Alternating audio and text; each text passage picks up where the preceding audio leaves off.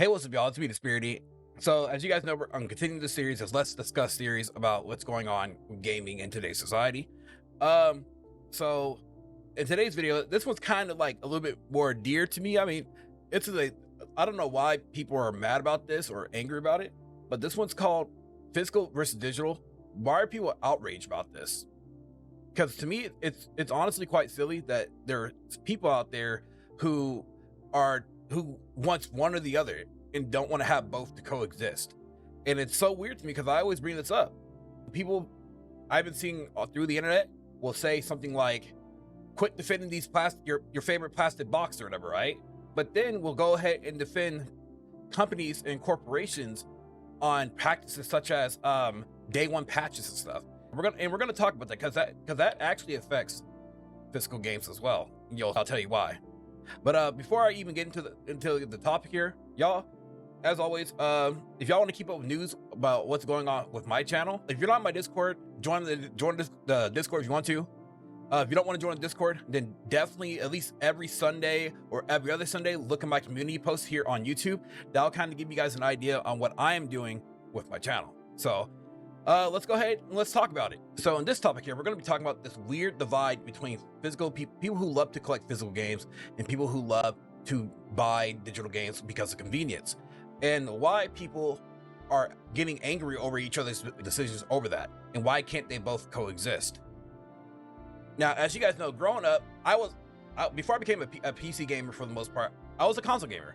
I love console games. I love buying a game, going to the store, having that enjoyment of and going with your friends or family, buying a video game, or going to those midnight releases to buy a physical copy of those games. That felt, great, because it was like it's a memory, that you like to have, basically, right?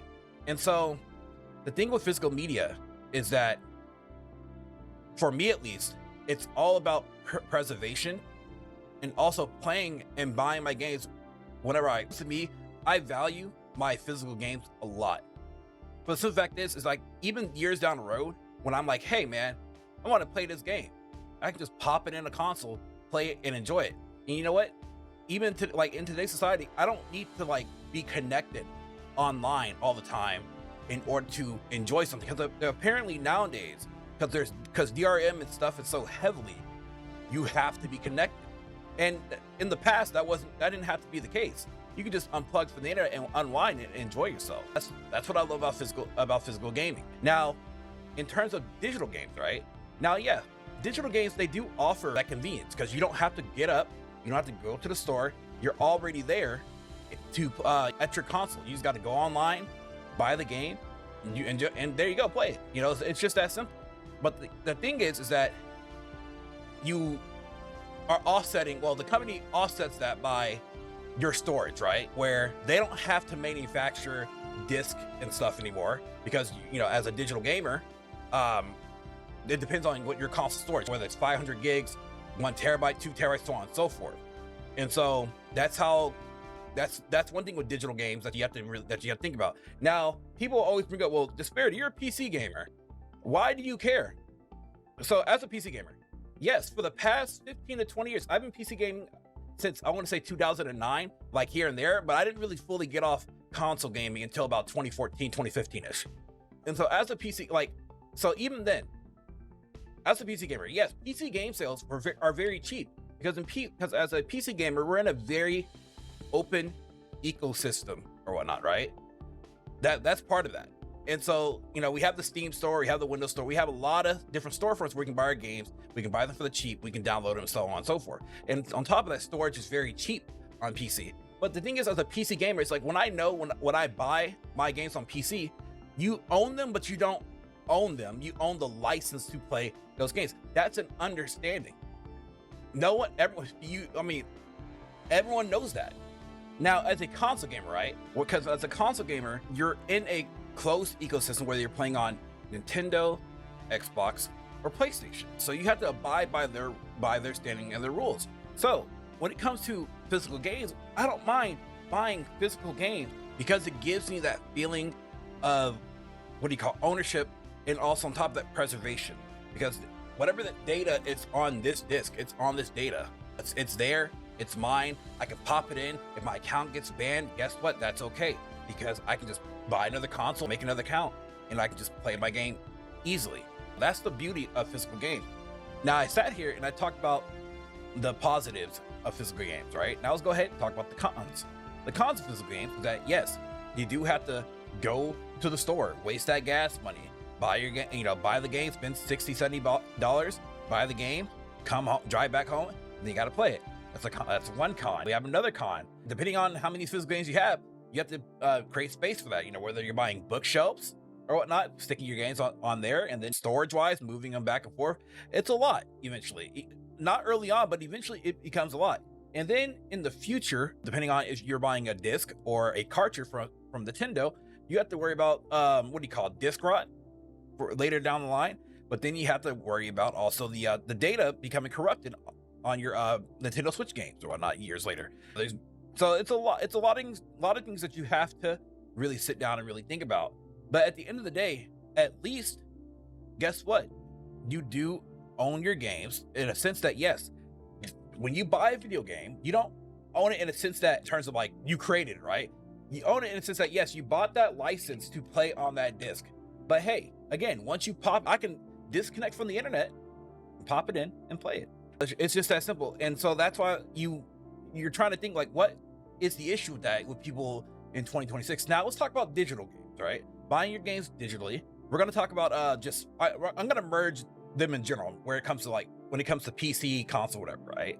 So one thing about buying games digitally is that it is very convenient.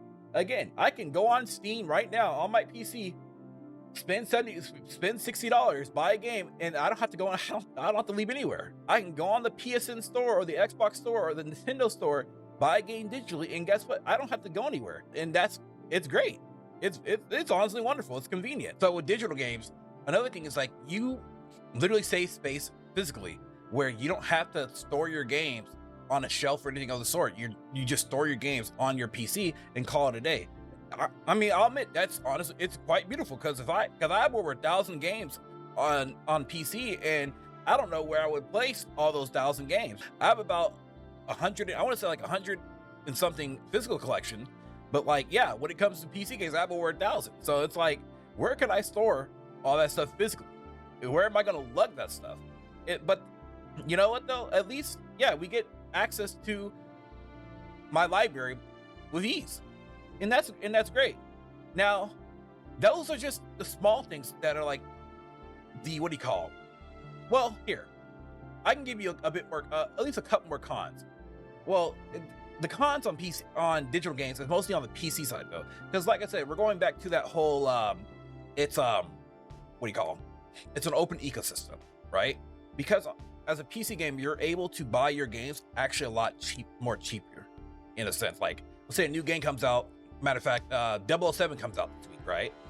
007, it's a $70, $80 game, depending what edition you buy, right? You can pre-order it for $45 to make, from $50 to $60 right now on various other websites, depending on what you're looking for. Yo, that's pretty baller. But on consoles, you can't do that. Growing up in this digital world, I was told that, well, because once digital games start to become more prevalent, that means that because game developers don't have to worry about manufacturing costs, physical games, right? That means that digital games should be a bit cheaper. But apparently, they're not. They're not cheap. They're not cheaper. You're still paying $70 to $80 for a digital license. That's insane. And so that's why I'm like, look, if I'm gonna spend, sometimes, like, at least for me, right? If I'm gonna spend $70 to $80, the game, I have to at least have it physically in that sense. But I do have a policy, which I have always been going with personally as a PC gamer, is I don't buy games unless they are 50 to 60% off. But if it's a game series that I love and a developer that I trust, I do not mind paying full price. But for the most part though, I want to have my games cheap. And it's just that plain and simple. Now, we're going to talk about some of the cons of digital games. Now, this is going to hurt some people. This might hurt some feelings. I don't know why, but it will. Now, starting from the console side of things, when it comes to these cons, right, is that, again, it goes back to you in our internet and closed ecosystem. You are down to Sony's bidding, to Microsoft's bidding, to Nintendo's bidding. Whenever their prices go cheap, that's up to them. You just can't go on any website and buy your games and buy them cheaper. I can't go on a website and find Nintendo games for $60. I'm sorry, let's say lower than 30 or whatnot, unless it's by a retailer who is selling their games usually for like, I think it's like 40 digitally, maybe like 35 physically, or vice versa, something like that, or whatever, right? So again, you are entailed by the console creators or whatnot, correct? By the corporation in a sense. And it sucks, honestly. It really does suck. Another con of digital games is that, again, you own the license to play these games. So if something happens to your account, whether you're on Steam, Xbox, PlayStation, whatever, you lose everything. Matter of fact, about a couple weeks back, I read a story where someone got their account hacked on their Xbox account. You know what Microsoft told them? I'm sorry, we can't do anything about it. Your account is locked now, and we're not going to unlock it. So good luck and make a new account and buy your games all over again. That's fucked up. But like I said, I've been told that doesn't happen. Because it hasn't happened to you yet, you're not going to care or worry about it because you're gaming, right? You're not going to care or worry about it. Another thing with digital gaming is delisting. Games get delisted all the time, whether it's because of licensing issues, whether it's storefront. And guess what? You lose access to that game forever. You know, we can't even get Deadpool or Marvel Ultimate Alliance 1 and 2 unless you spend over $100 to $200 for these just for the license to play. Okay, and I want to reiterate this section right here. I actually have to go back. I want to reiterate this. What I mean by when games get delisted, yes, if you're trying to buy these games, you aren't able to buy them anymore because they're delisted off the storefront. But if you have already bought these games, at least they're still on your account and you're still able to play them. You know, that is a nice, cool thing. I will say and admit that at least some companies allow you to do that, which is great. So just keep that in mind. Cause I know somebody's out there, little Johnny Soho out there going, DisBearity, you're wrong, DisBearity, you're still able to play these. Okay, well, yeah, thank you, Johnny, for telling me. I get it. Cool. Thank you. Appreciate it. Now let's go ahead and continue to truly worry about. And so that's what I'm saying. It's like, there are things out there that yes, both sides of the equation here, whether you're a physical game enjoyer or you love buying your games digitally, there's both positives and negatives about them, but they can still coexist. And this is my point. Why is there an argument between, no, we want digital games now because we're living a digital future? I didn't really believe back then that the whole saying like you will own nothing and be happy was coming to fruition, and it really is. I would never thought of 10 years ago or 15 years ago, me would have never thought of something like that. But it's becoming the truth.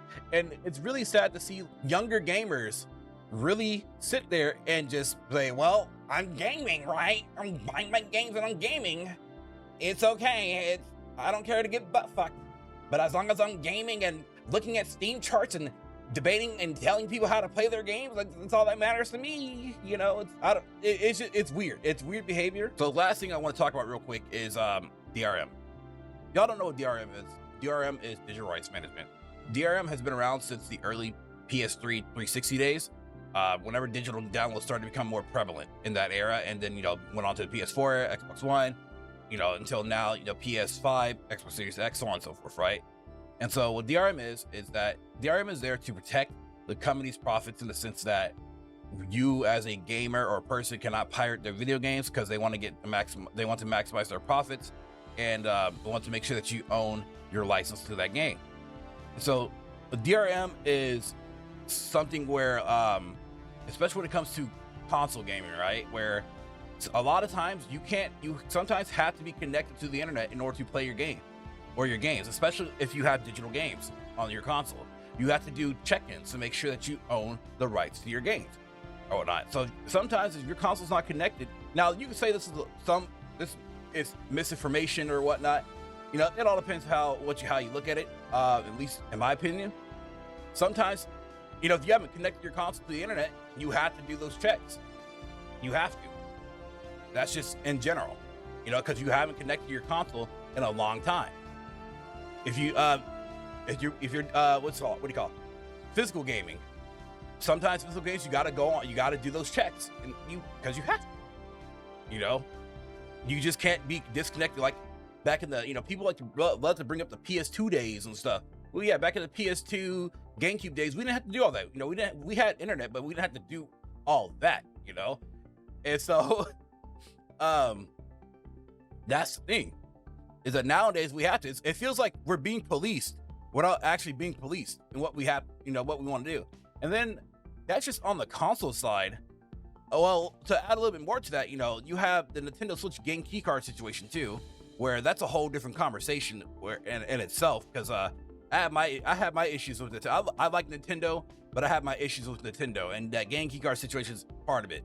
And that, just to speak on that for like 2 seconds, I feel as though the reason why we have this whole game keycard situation for third parties is that I feel like it's because third parties, they want to go 60% in without going the full 100. They want to, even because they don't want to spend that extra $10 to $15 on a cartridge or whatnot. Well, I'm just being arbitrary here. It's not the extra price. They don't want to spend that extra money on the cartridge or whatever, because they don't still believe in the whole Nintendo ecosystem. Even though the Switch can sell hundreds of millions of copies, they don't believe in the ecosystem, but they want to maximize their profits on that end. So that's just something real quick. I can probably go more in depth about that later on. My own personal opinions on that. But when it comes to DRM on PC, DRM on PC has been a thing for the past 20-25 years on PC. Back when we had just putting in our disc and stuff, where we had things like SecROM, to make sure that we own our games legitimately. We had CD keys back then. You buy a game, you got to put in the CD key, make sure in order to launch the game, and so on and so forth. So it's a lot. So we had DRM for years, but now DRM has became so prevalent now, especially with things like de novo, where if you buy the game legitimately, you get optimization issues and whatnot, because the de novo has to do constant checks to make sure that you own your game, and it sucks. It does suck. So you can be getting great performance, but then you're stuttering all of a sudden because this DRM has to do its own checks. But that's also could be a developer thing too, because developers can make it to where you don't really notice those type of performance hits or whatnot. But I just want to add a little bit of more like an extra con there, to talk about that. But let's go ahead and move on here. Now I'm gonna talk about something that actually destroys or hurts both digital and physical gamers. So the thing that's actually, at least in my personal opinion, this is probably one of many, but this is one that's for sure. It's what kind of hurts physical and digital gamers, and that is day one patches. Day one, it hurts, because number one, I feel as though a lot of physical games will be more meaningful and more impactful if developers will delay their game by maybe a week or two or whatever before they go gold. Let's say like a month, right, before they go gold, in order to put their day one patches on the disc. Because I think it's like when they go gold, it usually means they're in the manufacturing process of these discs and whatnot, right? But yeah, put your day one patch on the disc. So when you launch the 1.2 version of the game, we have everything that we need on there. And then as long as it's in a playable state, we don't have to worry about any other updates, at least physical wise, right? But then on the digital side, you have you have people who sometimes have bad internet. Yes, we live in some places in America, some people have really great internet. In other places, people don't have great internet. It's rural. So sometimes that 300 gigabyte download, or that, I don't know, let's say that 100 to 300 gigabyte download, that could take 5 hours, that could take 6 hours, that could take longer. You just don't know. And so that does affect people. And I feel as though day one patches, that modern practice needs to go. We shouldn't be accepting that modern practice anymore. As a game developer, I believe, again, I don't have the game developing experience, but from the person who's looking outside in, I feel as though, I know sometimes you guys are, being pressured by your shareholders and stuff to just get the game out there. But I feel as though you really gotta at least get your game in a working order state without having to download a day one patch, basically. That's where I'm trying to get at. leave that practice alone, get rid of that practice, and things will be better. At least that's in my personal opinion on that. Now, one last thing I do want to quickly talk about, it's not even going to take that long, is I think as of right now, what should happen is that I feel like digital games should be $50 to $60, right? And I feel that physical games should be $70 to $80. And now, and the reason why I say this is because if they say, oh, we want to offset the pricing because of manufacturing, okay, I think people who want to buy physical games, they don't mind buying them physically, you know, at that price, because we're already paying $70 to $80 to $90 to $120 for games right now. So buying our video games at $70 to $80, that's not going to hurt too much in that sense. Now, if you really want to, as a person who likes playing their games digitally, hey, you get to save that $10 and maybe $20 buying it digitally, you know, and I think that's the best way to take it, you know, in the best of both worlds. But with that said, though, once again, it kind of goes back to those day one patches, though. If I'm going to buy a game at $70, $80 physically, then that game should have the day one patch on there, and then any other update doesn't really matter to me too much. But that's just, again, this is just my 2 cents of what's going on, you know, this whole debate and stuff. There shouldn't even be a debate. You should be able to like both. People shouldn't be telling you how to buy your games or what way you're trying to buy your games. It's just weird behavior. I think it's just, well, for the most part, as you all know, it's just gross online people who need to probably step offline and probably get off the game for a little bit and really come back to reality. But that's just in my personal opinion. Now, you guys let me know what you guys think of this video. No, do y'all agree with me? Do y'all disagree with me? Hey, I'm open for discussion. So again, if you guys enjoyed, like and subscribe. Thank y'all for watching, and I'll see y'all for the next topic. Peace out, y'all. If you guys enjoyed this video, please leave a like and also hit the bell notification down below. Thanks for watching.